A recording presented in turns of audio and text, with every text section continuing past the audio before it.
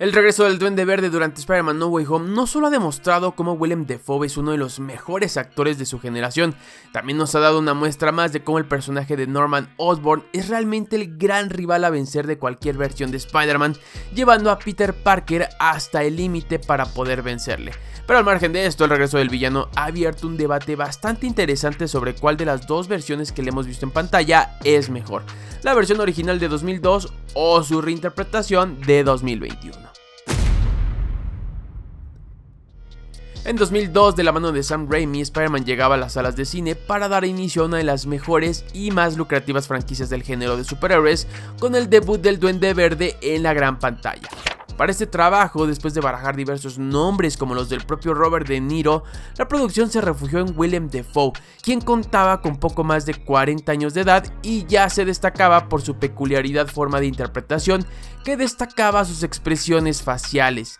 Después del estreno de la película, nadie tuvo dudas que el trabajo del actor había sido bastante bueno, entregando una versión de Norman Osborn a la altura de los cómics, pero ciertamente las inquietudes sobre el traje del villano no podían dejarse a un lado, y es que cuando hablamos del Duende Verde del 2002 tenemos que hablar sobre aquella máscara sin expresiones que resultaba incómoda en todo momento. Tomando la decisión tras haber hecho diferentes pruebas de cámara de diseños más apegados a la versión clásica, la producción optó por la mítica máscara que terminaría por cubrir el rostro del actor y así crear una pequeña inconformidad entre el público, que si bien es cierto destacaba el trabajo de Dafoe, también sentía que el producto final pudo haber sido mejor si tan solo se hubiese cambiado el atuendo del villano. La historia nos planteaba a Norman probando su propia fórmula, perdiendo el control de sí, utilizando el planeador de Oscorp para vengarse de sus socios y convertirse en un nuevo peligro para la ciudad, dando inicio a la rivalidad con Spider-Man que evidenciaba la visión del bien y el mal.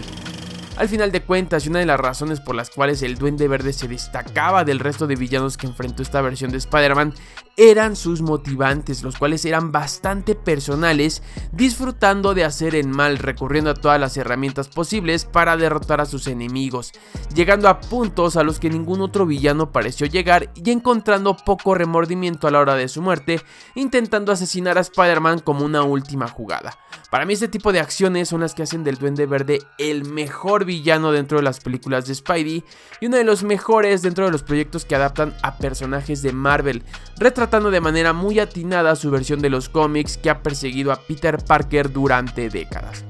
No obstante, el gran pero que ha frenado un mayor reconocimiento para el villano y por el cual muchos se siguen decantando por la versión del Dr. Octopus de Alfred Molina es que al final su diseño no es bueno y desaprovecha por completo al actor, que tiene que trabajar bajo la máscara la mayoría del tiempo. Un elemento que atinadamente fue descartado para su regreso durante No Way Home, llevando al personaje a otro nivel que yo me atrevería a decir es la representación perfecta del Norman Osborn de los cómics. Si hay algo que Marvel Studios ha logrado hacer perfecto durante mucho tiempo es lograr diseños atinados para sus personajes, y el Duende Verde es el mejor ejemplo de esto, teniendo modificaciones muy puntuales que no solo hacen que la versión de 2002 se vea todavía peor, sino que ayudan a que el villano se consolide rumbo al final de la película. En términos generales, Norman continúa utilizando el traje visto en su universo, solo añadiendo una sudadera color morado en compañía de diferentes armas que agrega para lograr un diseño mucho más clásico, que durante la secuencia final cuando enfrenta al Peter Parker de Tom Holland lo hacen lucir más apegado al Duende Verde que hemos visto toda la vida. De entrada ya tenemos una mejoría notable a nivel estético que sin demasiados agregados supera el diseño anterior, con elementos que además de todo son agregados de manera orgánica, como una sudadera que terminaría despedazada cubriendo solo parte del traje y un pequeño bolso que ya nos hace recordar al Duende de los cómics. Y es que al final lo que resulta el gran avance en cuanto a lo mostrado en 2002 y por lo que para mí el Duende Verde de No Way Home es mucho mejor, no es necesariamente el traje sino el accionar y funcionamiento del personaje en sí, explotando en todos los sentidos a Willem Dafoe y la manera en que puede introducirse en la piel de Norman Osborn. Uno de los eternos problemas que solían mantener los villanos de Spider-Man en sus películas es cómo al final de sus historias terminan por arrepentirse de quienes son y de lo que hicieron, pero el Duende Verde no lo hace e inclusive muere tratando de asesinar a Spider-Man con un truco muy vil digno de un villano que merecía la pena volver a ver.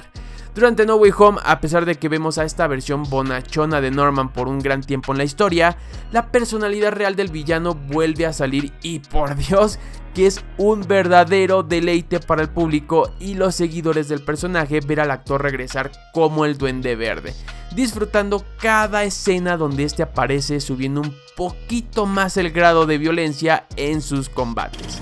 Volviendo al proyecto de 2002, se trataba de una película que fue concebida para un público familiar, cuidando demasiado el tono y las secuencias mostradas, algo que también se siente en la cinta de 2021, pero con un poquito más de libertad a la hora de concebir el combate entre héroe y villano, teniendo consecuencias fatales para Peter Parker, que ve morir a su tía estando muy cerca de cobrar venganza. Una de las características del villano en los cómics durante mucho tiempo justo ha sido este elemento, el cómo puede hacerle daño a Peter Parker de manera personal, elemento que vimos en 2002 y que fue rescatado y elevado en 2021 con la muerte de May.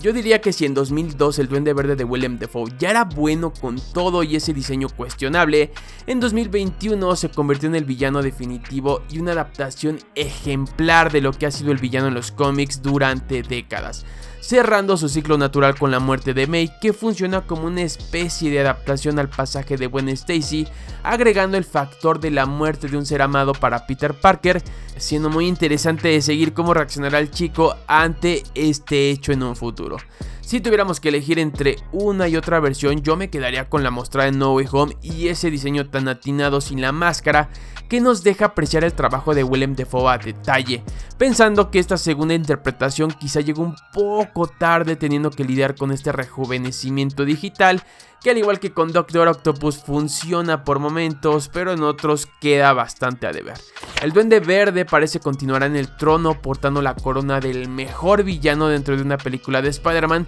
y yo no sé quién será el valiente que pueda quitarle ese lugar, teniendo opciones muy interesantes aún dentro de la baraja de villanos que no han sido adaptados al cine. Pero dime qué opinas tú al respecto, qué versión del Duende Verde es mejor para ti, la mostrada en 2002 o en 2021, cuál es tu favorita y por qué. No olvides suscribirte al canal para saber más cosas sobre Spider-Man, sus villanos, sus películas, seguirme en mis redes sociales y compartir este video con todos tus amigos. Nos vemos hasta la próxima.